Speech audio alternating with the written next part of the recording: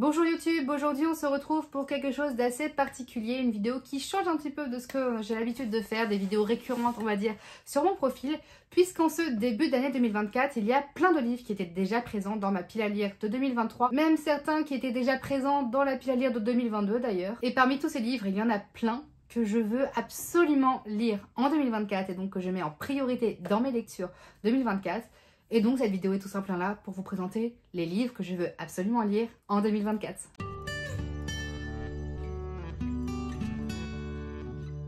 Avant de commencer la vidéo, n'hésitez surtout pas à vous abonner à la chaîne et à activer la cloche. Ça vous permettra à vous de ne plus rater aucune des prochaines sorties de vidéos et moi ça me soutiendra et ça me fera extrêmement plaisir. Aussi en commentaire, n'hésitez pas à me dire si parmi les livres que je vais vous présenter, il y en a que vous avez déjà lus, que vous avez aimé ou que vous n'avez pas aimé. Moi du coup, vous en doutez, ce sont des livres que je n'ai pas encore lus, mais je serais curieuse de connaître vos avis différents sur eux, sans spoil évidemment. Et enfin, si vous aimez mon contenu, n'hésitez pas aussi à venir me retrouver sur TikTok et sur Instagram. Tous les livres sont juste ici, il y en a peut-être certains que vous avez déjà reconnus grâce à leur magnifique jaspage, mais c'est parti pour tous vous les présenter un par un.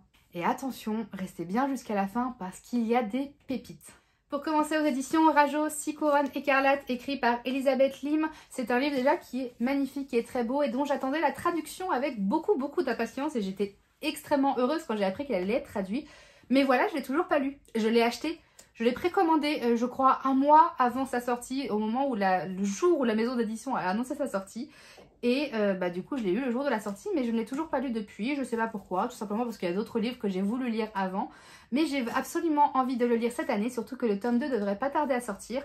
Donc je le lirai peut-être au printemps, je trouve, avec ses couleurs et tout, qu'il y a quelque chose de très printanier qui me donne envie de le lire au printemps. Une magie ancestrale et interdite coule dans les veines de Shiori, la plus jeune des 7 enfants de l'empereur de Kyata.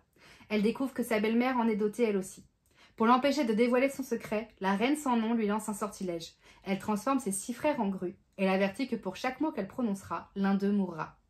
Exilée sans voix, Shiori va devoir se battre pour briser le sort et sauver Kyata d'une terrible conspiration. Pour cela, elle pourra compter sur son mystérieux fiancé, qu'elle avait rejeté sans même le rencontrer. Donc voilà, on est sur une fantaisie qui a l'air très belle, très poétique. Il me semble que c'est l'adaptation et la réécriture d'un conte chinois ou japonais, je ne sais plus, qui est très connu, mais moi je ne le connaissais pas, donc je le découvrirai avec cette adaptation-là, et j'ai vraiment très hâte. Ensuite, on part sur un énorme pavé qui est Le Trône de Jasmin, le premier tome d'une saga écrite par Tasha Zuri aux éditions Hachette Rose, Le Rayon de l'Imaginaire. Attention, on est sur une saga de fantasy adulte, donc seulement à partir de 18 ans. Déjà, le livre, il est flashant, il a de très belles couleurs. Je trouve aussi que le jaspage est vraiment très beau, même si je dois avouer, en étant honnête, que je préférais la couverture VO, que je vous mettrai quelque part sur l'écran, que je trouvais vraiment très jolie. Vraiment, un livre comme ça dans la bibliothèque, ça se voit. J'ai entendu pas mal d'avis déjà de confiance, des avis dans lesquels en général c'est des personnes avec qui on a les mêmes goûts qui l'ont lu et qui l'ont beaucoup aimé. Donc je suis vraiment très pressée de pouvoir le découvrir à mon tour. Surtout que le tome 2 devrait sortir courant printemps, début été 2024 si je ne vous dis pas de bêtises. Au royaume d'Airania, l'ère des fleurs s'est achevée par la domination du cruel Parija. Le temple sacré détruit, les eaux immortelles disparues, la nation n'est plus qu'ombre et sortilège. Des fleurs poussent sous la peau, des feuilles dans les yeux, et la sève des arbres se change en sang. Les yakshas de la magie ancienne se sont réfugiés dans la forêt, et la rébellion couve.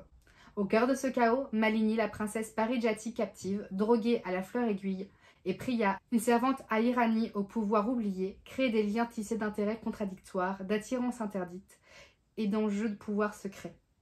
Des choix difficiles sont à venir qui explorent les méandres de leur âme, alors que l'espoir d'une nation se lève. Donc on est sur une fantaisie politique, romance femme-femme, quelque chose de très beau, de très complexe aussi, j'ai vraiment très hâte. Ensuite, un livre qui m'avait été offert à Noël 2022 mais que je n'ai toujours pas lu alors qu'il me fait vraiment très envie. Et malheureusement, je vois très peu d'avis dessus en plus. Il s'agit des Immortels, le premier tome écrit par Namina Forna aux éditions de Saxus. Et alors, je tenais à vous montrer les pages de garde que je trouve vraiment magnifiques. Voilà. Bannie par le sang, guerrière par choix. Deka a 16 ans. Elle vit dans un royaume où le destin de chaque femme est déterminé dès l'adolescence par la couleur de leur sang du rituel de pureté. S'il est rouge, elles seront intégrées dans la société, et s'il est doré, elles seront considérées comme des démons. Malheureusement, celui de Deka a la mauvaise teinte et elle est promise à un sort pire que la mort. Emprisonnée, elle reçoit la visite d'une mystérieuse femme qui lui lance un ultimatum. Rester dans son village et se soumettre à sa destinée, ou partir se battre pour l'empereur auprès de guerrières comme elle, les Alaki. Des quasi-immortels aux dons rares, les seuls capables de stopper la terrible menace qui pèse sur le royaume. Consciente des dangers qui l'attendent tout en souhaitant être acceptée, Decca décide de quitter la seule vie qu'elle n'ait jamais connue. Mais alors qu'elle se rend à la capitale pour se préparer à la plus grande bataille de son existence, elle va découvrir que la ville fortifiée réserve de nombreuses surprises et que les apparences y sont trompeuses. On est d'accord que ça a l'air génial, ça a l'air incroyable, je sais toujours pas pourquoi je ne l'ai pas encore lu, mais il faut absolument que je lise. Ensuite, une autrice que j'aime énormément, mon objectif est de lire tous ses livres tout simplement.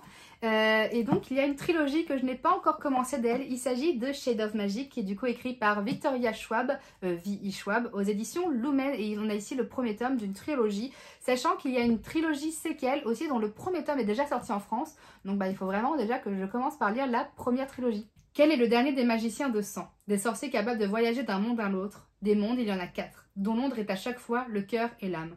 Le nôtre est gris, sans magie d'aucune sorte. Celui de Kel, rouge. On y respire le merveilleux à chaque bouffée d'air.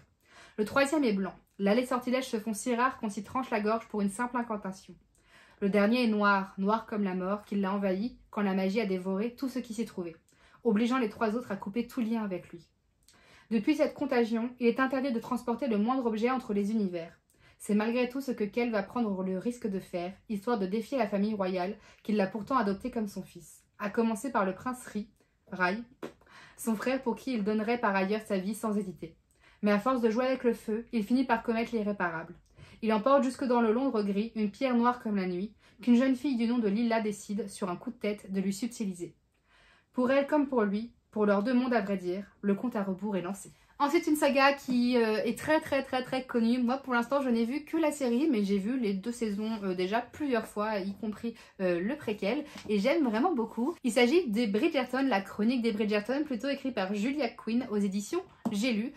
Ici, du coup, j'ai le collector avec le tome 1 et le tome 2. Déjà, les livres sont vraiment très jolis, il faut le dire. Voilà, c'est vraiment de très beaux livres. J'aime beaucoup leur petit format en plus.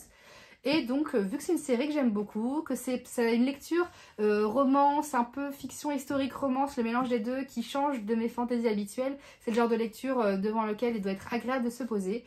Et vu qu'il y a la saison 3 qui sort sur Netflix dans pas si longtemps que ça, au mois de mai si je me trompe pas, je me dis que si je lis un tome par jour, étant donné que la saison 3 apparemment correspond au tome 4, d'après ce qu'on m'a dit, peut-être que j'arriverai à être à jour pour la série. Bon, même si je pense que la grande majorité d'entre vous connaissent, je vais quand même vous lire le résumé. En cette année 1813, la vicomtesse Bridgerton s'est assignée une mission. Traîner ses 8 enfants devant l'autel. Elle doit tout d'abord marier Daphné. La tâche est rude, la concurrence féroce. D'autant que les prétendants sont systématiquement refusés par Anthony, l'aîné de la fratrie. Jusqu'au jour où le mystérieux duc de Hastings propose un pacte à Daphné. Quant à Anthony, il a enfin décidé de perpétuer la lignée et choisit Edwina, la reine de la saison. Mais la belle a une sœur odieuse, Kate, prête à tout pour empêcher cette union. Donc là, il y a le résumé et du tome 1 et du tome 2, si moi je me base en tout cas sur les saisons de la série. Ensuite, un livre que je lirai très certainement dès janvier, étant donné que le tome 2 sort en février. Il s'agit Le Retour de ça, écrit par Maëlle Pau, le premier tome, du coup, publié aux éditions Hachette Roman. J'ai vu trop peu d'avis sur ce livre, mais les peu d'avis que j'ai vus sont vraiment tous très positifs, donc je nourris vraiment beaucoup d'espoir pour cette saga qui a l'air géniale et écrite par une Française. Je vous lis le résumé tout de suite. Shai rêve depuis toujours d'aventures hors du commun. Un soir, à la lueur d'une bougie, son vœu est enfin entendu. Arrachée à sa réalité et à ceux qu'elle aime, Shai se réveille dans un monde inconnu où se mêlent créatures, magie et complots mortels. Elle ignore encore qu'un pacte la lie à Saint, l'un des 5 astres qui veillent sur ce monde envoûtant. Mais Shai veut rentrer chez elle, et pour y parvenir, elle est contrainte de faire confiance à la voix mystérieuse et magnétique qui hante ses pensées depuis son arrivée. La voix de celui que l'on nomme le prince déchu. Ensuite, je vais vous présenter un livre qui, esthétiquement déjà, est incroyable, mais apparemment, l'histoire l'est tout autant, si ce n'est plus. Il s'agit de Steam Seller, écrit par Elias Green aux éditions Gulfstream, et du coup ici, j'ai la magnifique édition intégrale collector, parce qu'il s'agit d'une trilogie, une édition avec des illustrations, mais tout simplement sublimes.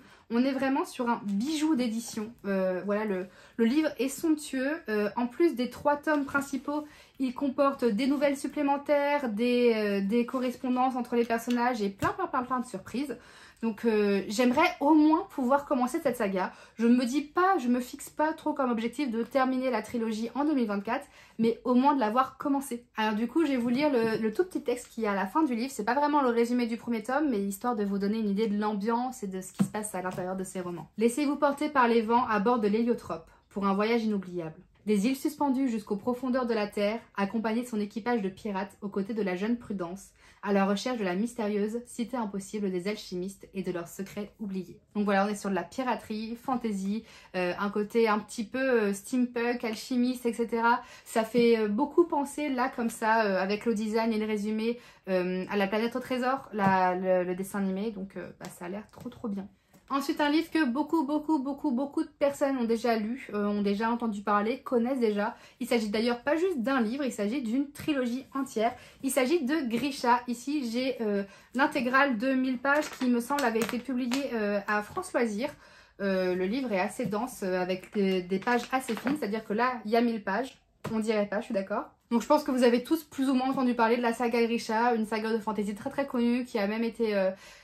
qui est sorti en série 2 saisons il me semble sur Netflix. Donc j'ai hâte de me faire mon propre avis, de la découvrir à mon tour. Je trouve déjà la couverture vraiment très belle.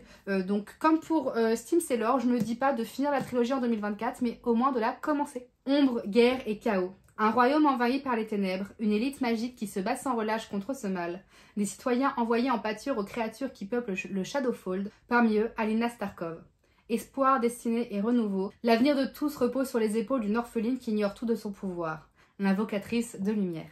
Ensuite, il ne pouvait pas ne pas y avoir de dystopie dans cette sélection et donc je souhaite lire en 2024 Skyhunter, l'âme secrète, écrit par Marie-Lou et publié aux éditions de Saxus. C'est une duologie, j'ai les 2 tomes dans ma pile à lire, mais comme pour les autres sagas, j'aimerais au moins commencer et lire le premier tome. Dans un monde brisé par la guerre, un groupe de jeunes soldats est prêt à tout sacrifier pour sauver ce qui leur est cher. La terrible fédération Carenza a conquis de nombreux pays, faisant de Mara la dernière nation libre au monde.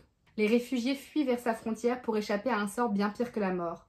La transformation en créatures mutantes, connues sous le nom de spectres, et qui sont envoyées par la Fédération pour attaquer Mara. Taline, qui a perdu sa voix et sa maison dans le conflit, a trouvé asile avec sa mère dans ce pays qui la considère comme inférieure.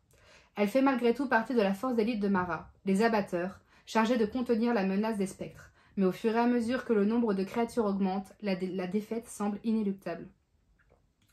Un jour, un mystérieux prisonnier est ramené du front. Taline sent qu'il y a quelque chose de spécial chez lui.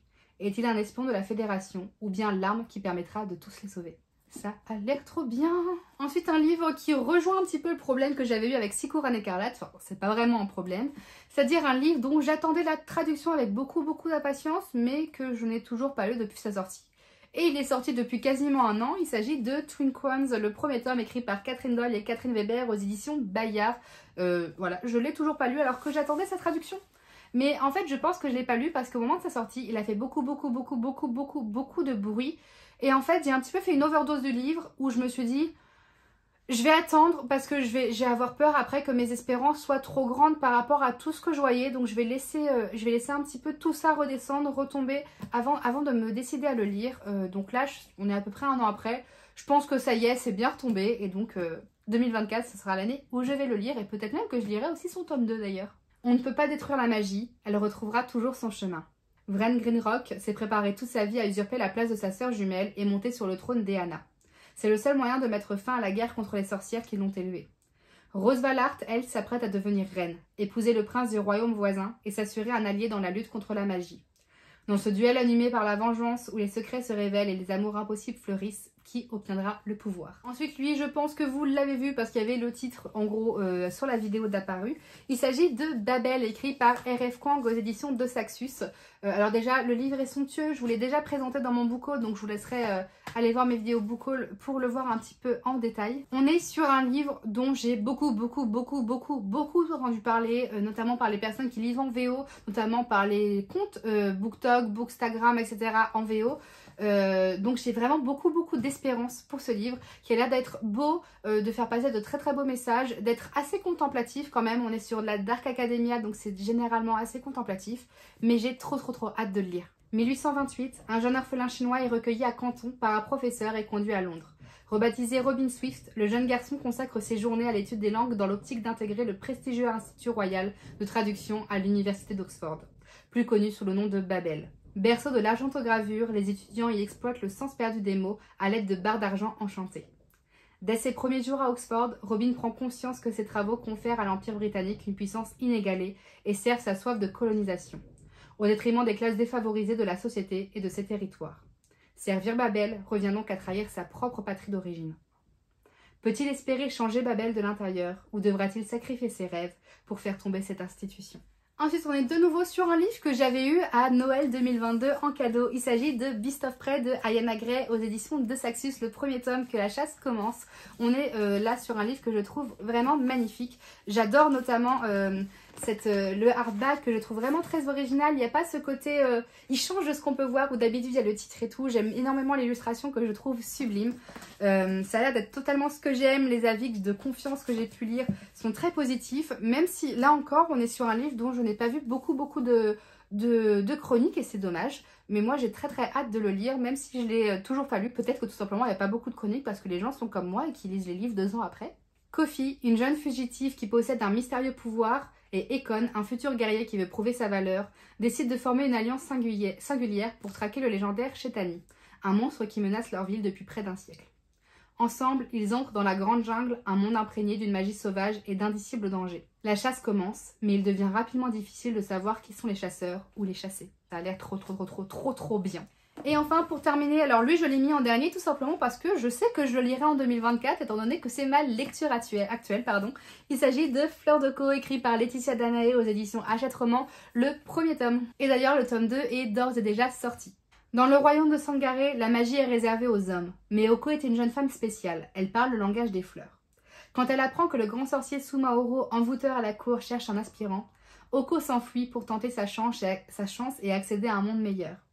Sélectionnée et emmenée au palais d'Ivoire, Oko déchante. La jeune magicienne n'est pas la seule à posséder un don unique. Au total, 20 candidats, filles et garçons, ont été réunis pour participer à 4 cycles dans lesquels chacun devra apprendre à maîtriser les 4 magies ancestrales. Jusqu'à ce qu'il n'en reste qu'un, le successeur.